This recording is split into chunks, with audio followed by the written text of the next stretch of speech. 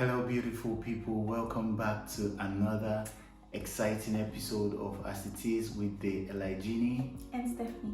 So we want to use this opportunity to say thank you guys so much for your support since we resumed filming this series. It's been a great pleasure to share our opinions with you guys, and we see your support, we see your likes, we see your comments, and we see new subscribers. So please, let's get this channel up to maybe 200-300 subscribers before the end of this month. Come on, I'm sure that we can do that and it is achievable. So thank you guys once again for your support. Today we're going to talk about another interesting topic, and we think is one that is very important for young people, young adults, young couples that are trying to navigate life and get some sort of satisfaction and derive happiness from life. So Stephanie, do you want to introduce today's topic? Yes, our topic today is why you are not happy, right? Why you're not happy. So statistics show that more and more young people are prone to depression are prone to depression. They're unhappy with their jobs. The quit rates are higher, and we just want to treat this topic, give our view and help how we can. Okay, first question is, are you happy? Are we happy? I'm happy. I'm very happy with my life. I love my life. Yeah, so that makes us qualified, and it's not just because we are saying it. Like I said, it is a topic that we are very careful about, and we have been able to, what's the word now? We have been able to overcome. Yes. And trust me, you guys, I'm very lucky that I'm married to this woman. She helped me to overcome a lot of things, trust me. So anyways, let's get into it. So the very first thing I would like to talk about, and it's not going to be strange from me or from this channel, why people are not happy is because of the God factor, the void that that is in their hearts that God is supposed to feel. Yeah. And the truth about that is, like based on our last topic, we talked about purpose, finding purpose. What is purpose? If you've not watched that video, you can go watch that video. So it is very important for us as people to have the God factor in our lives, because you cannot just happiness. You cannot just gain happiness from material things. Yes, some people say things like, I'd rather cry in a limousine or in a Bentley than be poor. But happiness is not all. You need to feel joy. Yeah, and many times we see the wealthiest people in the world, and when they are getting close to the end of their lives, or when they achieve the level of wealth that they want, you see that they go to remote areas, they become monks, and they are looking for happiness. They're trying to connect to the spirit. They're trying to be more spiritual. So it's a testament to the fact that there is actually a void that is meant to be filled by God. God created us. I don't know why it's difficult for us as humans to believe that the universe exactly, the universe, all the laws of gravity and electricity, all the like I said last time, the complexities in our brains, the way everything, the whole complexity of life and all the patterns we see, we are very okay attributing it to the Big Bang. And even if everything happened with the bang, because it's actually possible, right? That God said, God created the earth, right? It's possible that it could have been a bang, but the point is there was a creator that puts everything into motion. No, I mean at that time, right? That put everything into motion. So of course, yes, there will be a void that He is meant to fill. Another thing about this spirituality and the void that God is supposed to fill in your life is the physical realm is influenced by the spiritual realm. Like whatever is going to happen, like you cannot. You're in the Bible. It says that man is a spirit being. Yeah. So forget this body that you are in. Your just real nature it's a container. Your real nature is you are spiritual. That's why we can feel things. That's why we can, think. That's what I mean. Like Steph said, when you think about the complexities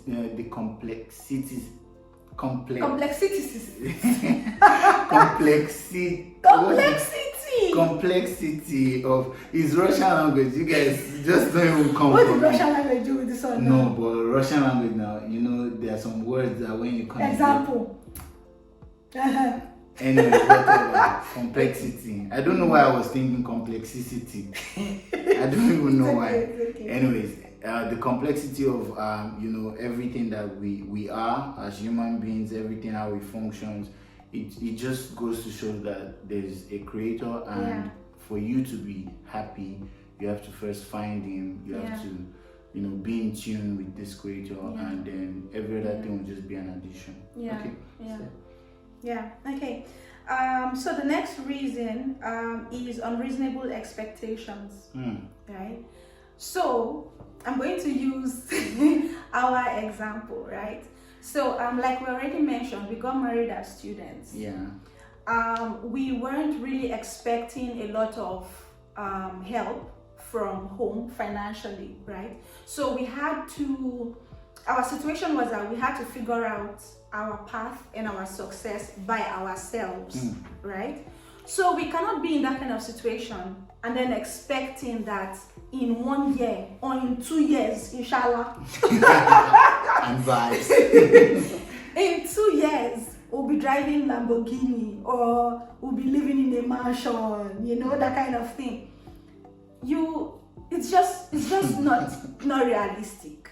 It's not realistic. Unless you were born with a golden spoon in your mouth, then your own reality is different, right? Your own reality is that you are a trust fund baby with a lot of money in your bank account, which is good. It is good. It is a blessing. No, that's what the Bible says. It is a blessing. Parents are supposed to leave inheritance for their children's children. If you are even there, don't feel bad. But it's a good thing. It's a blessing. But for us that we are the foundation.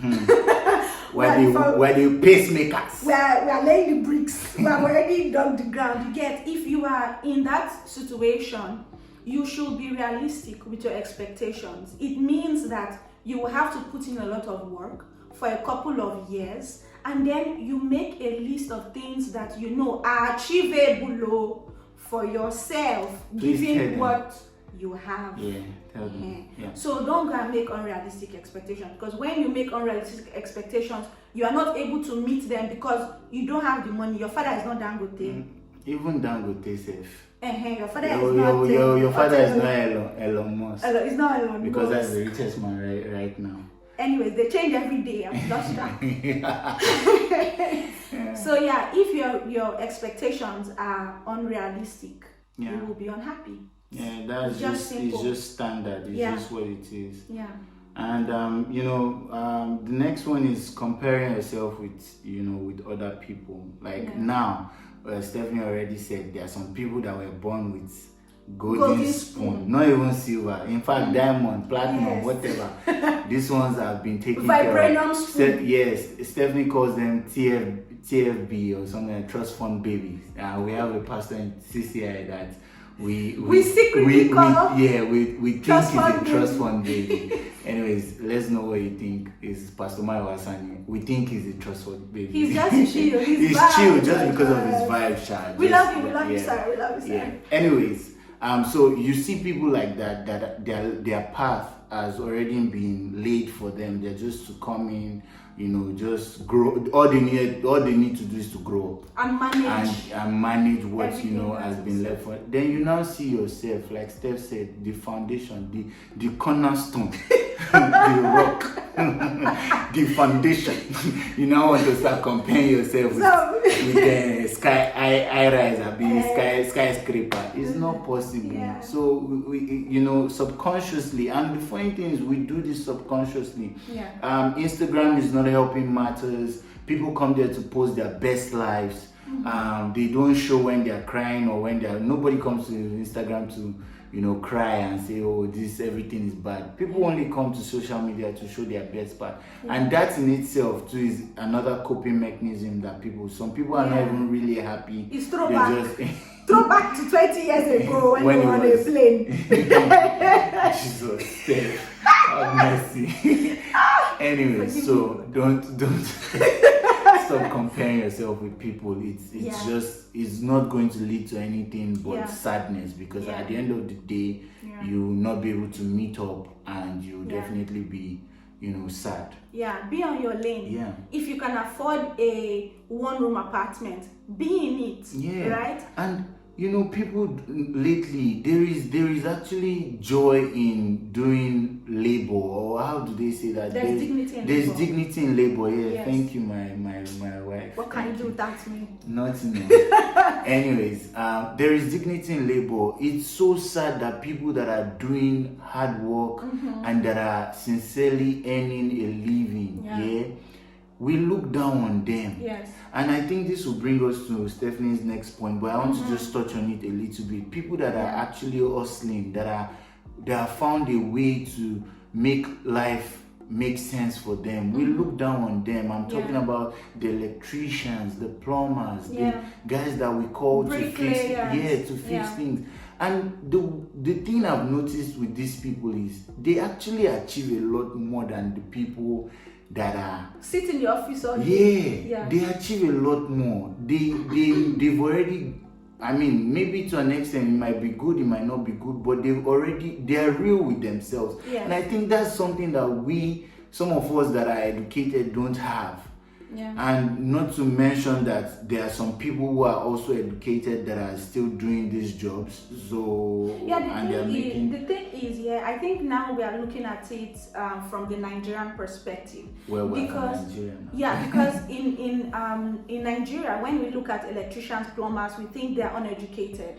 But in Russia, our reality is different, because electricians, plumbers, they understand the laws of physics that govern whatever it is they're doing. They are actually educated. Many of them have degrees. They are not from universities. They have special technical colleges for that. And like Elijah said, these people make money. They make money. In a day's job, when we were flooring upstairs, just 1 day's work, it even took them less than the day. That was 400,000 naira if we were to convert just like that 1 day. So just imagine, okay, let's say it is bad.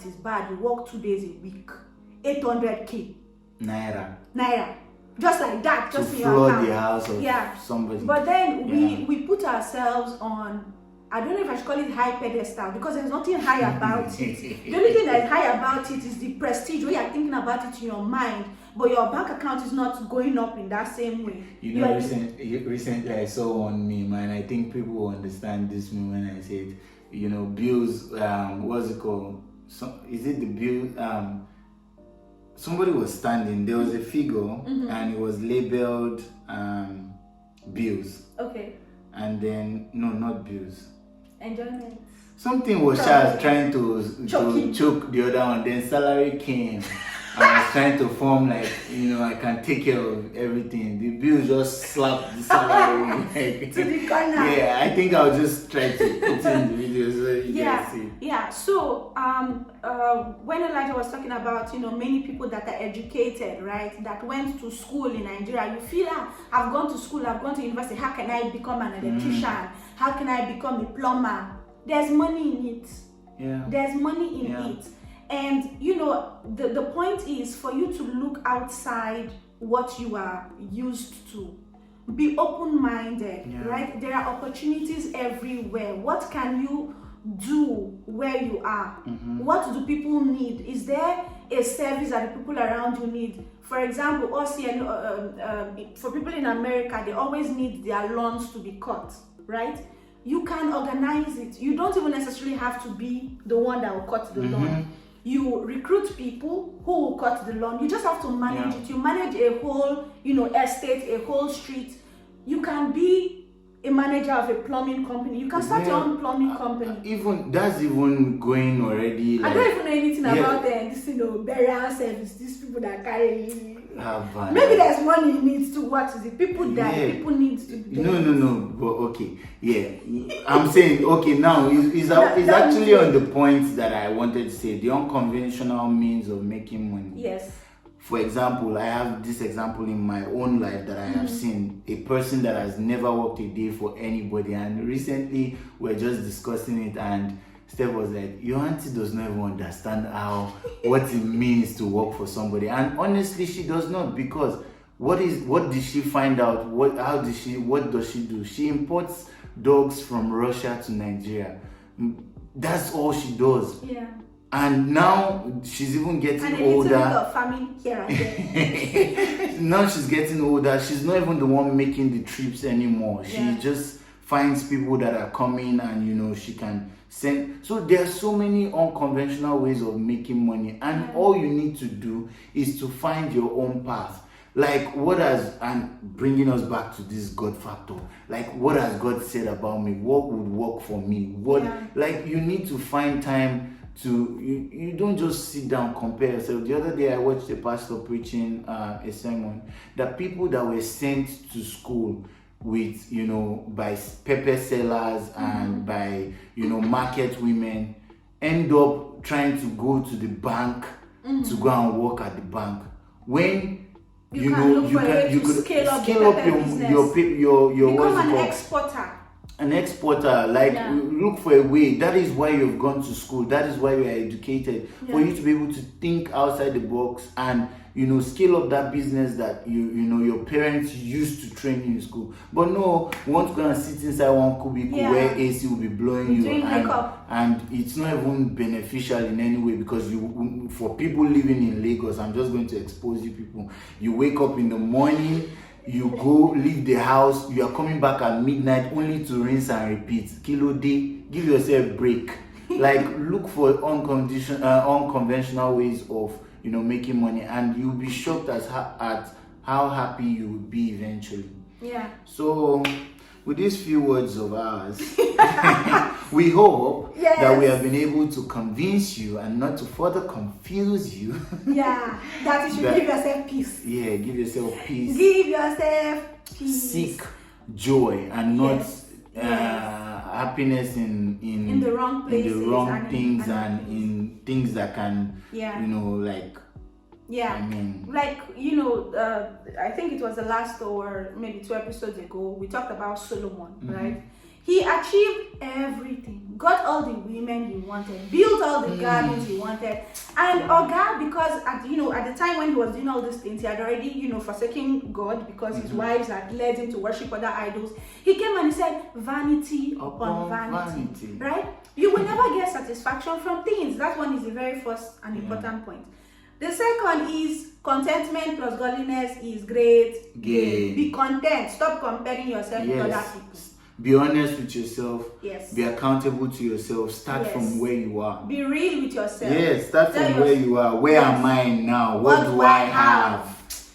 This woman. High five.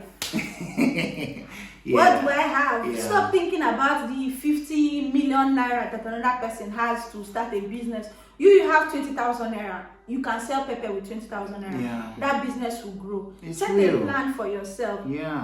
Even if you don't have any job offer, what is around? What service can you offer to the people in your compound? What can you do for them?